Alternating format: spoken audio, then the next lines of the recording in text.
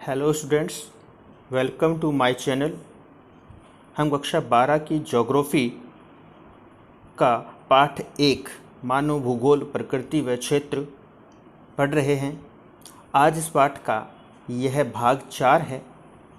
पिछली वीडियो में हमने नियतिवाद को समझा।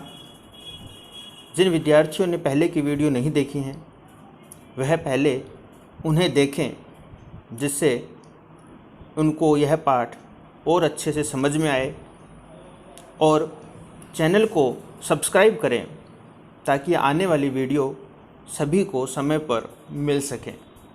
चलिए, आज हम जिस भौगोलिक विचारधाराओं में जिस विचारधारा की बात करने वाले हैं उस विचारधारा का नाम है संभववाद, पॉसिबिलिज्म। संभववाद विचारधारा के जनक प्रसिद्ध विद्वान वाइडल डी ला ब्लाश हैं, जो फ्रांस के विद्वान हैं। इस विचारधारा के अनुसार मानव शक्तिशाली है और प्रकृति मानव की दास है। विद्यार्थियों, पिछली विचारधारा में हमने प्रकृति को सर्वशक्तिमान और मानव को प्रकृति का दास माना था। इस विचारधारा में उसका अपोजिट है। कैसे हैं वाइडल डी ला ब्लाश महोदय? ये हैं वाइडल डी ला ब्लाश महोदय। वाइडल इनका पूरा नाम है, शॉर्ट में हम इनका विडाल डी ला ब्लाश भी कहते हैं, जिन्होंने संभववाद के प्रतिपादक या जनक हम इनको कहते हैं। संभववाद विचारधारा क्या है? इस विचारधारा के अनुसार मनुष्य धीरे धीरे प्रकृति के नियमों को समझने लगा। प्रकृति के नियम समझकर प्रौद्योगिकी का विकास किया और प्रकृति को अपने अनुसार ढाल लिया। कुछ उदाहरण से इसको और अच्छे से समझते हैं।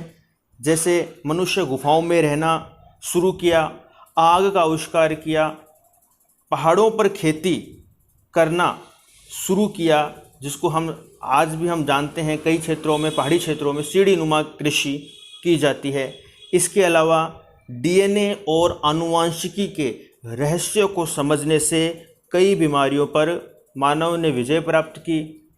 अधिक तीव्र गति से चलने वाले यान विकसित करने के लिए मानव ने वायु गति के नियमों को समझा। यानी हम कह सकते हैं कि मनुष्य समय के साथ साथ प्रौद्योगिकी का विकास के साथ ही उन्होंने प्रकृति को समझा और प्रौद्योगिकी सहायता से अपने को ढाला। ब्लास महोदय के अनुसार प्रकृति की घटनाओं को मानने के लिए मानव बाध्य नहीं है, बल्कि मानव प्रकृति के साथ अनुकूलन करके परिस्थिति को बदलाव लाने की क्षमता रखता है। इस तरह से संभववाद विचारधारा में प्राकृतिक वातावरण की अपेक्षा मानव को प्रमुखता दी है, और हम नियतिवाद में प्रमुखता किसको दी थी? प्रकृति को दी थी। चलते हैं आगे। ब्लास महोदय संभववाद के प्रतिपादक एवं प्रबल समर्थक और नियतिवाद यानी जर्मन विचारधारा के कटु आलोचक थे। इन्होंने मानव की स्वतंत्रता और उसकी कार्य कुशलता पर बल दिया। निष्कर्ष निकलता है, मानव के लिए प्राकृतिक पर्यावरण कुछ संभावनाएं प्रस्तुत करता है। इन्हीं संभावनाओं से ही नई विचारधाराओं का जन्म हुआ और जिसे संभववाद कहा गया। अगली विचारधारा है नियो डिटर्मिनिज्म। इस विचारधारा के कई अन्य नाम भी हैं, जिसे हम आधुनिक विचार निश्चयवाद और वैज्ञानिक निश्चयवाद भी कहते हैं। नव निश्चयवाद विचारधारा के संस्थापक प्रसिद्ध अमेरिकन भूगोलवेत्ता ग्रिफिथ टेलर हैं। ग्रिफिथ टेलर ने नव निश्चयवाद विचारधारा पर बल दिया। इस विचारधारा के अनुसार नव निश्चयवाद प्रकृति पर पूर्ण निर्भरता और प्रकृति के अति दोहन दोनों का निषेध करता है तथा यह विचारधारा मध्य मार्ग को अपनाने पर बल देता है। यानी विद्यार्थियों, इस विचारधारा के अनुसार जो भूगोलवेत्ता हैं वह नियतिवाद और संभववाद दोनों ही विचारधाराओं का खंडन करते हैं और वह उन दोनों विचारधाराओं के बीच का रास्ता अपनाने पर बल देते हैं।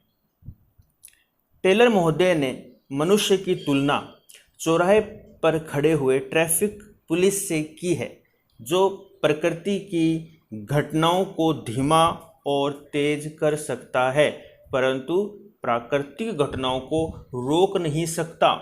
इसको एक बहुत ही अच्छे उदाहरण से हम समझ सकते हैं। आज तापमान जब अधिक होता है हमें गर्मी लगती है और उस गर्मी को बचने के लिए हम घरों में एसी और कूलर का उपयोग करते हैं, जिससे तापमान पर नियंत्रण पा सकते हैं। इसी तरीके से सर्दियों में अधिक ठंड लगने पर तापमान को कम करने के लिए हम घरों में हीटर का उपयोग करते हैं। तो यह सब तकनीकी की सहायता से संभव हुआ और इसी के बाद इसीलिए टेलर महोदय ने कहा है कि हम प्राकृतिक घटनाओं को धीमा और तेज कर सकते हैं, परंतु प्राकृतिक घटनाओं को रोक नहीं सकते। हम तापमान को संपूर्ण रूप से उसको रोक नहीं सकते, बदल नहीं सकते। आगे चलते हैं। इसलिए ग्रिफिथ टेलर महोदय ने इस विचारधारा को रुको और जाओ निश्चयवाद, स्टॉप एंड गो डिटर्मिनिज्म भी कहा है।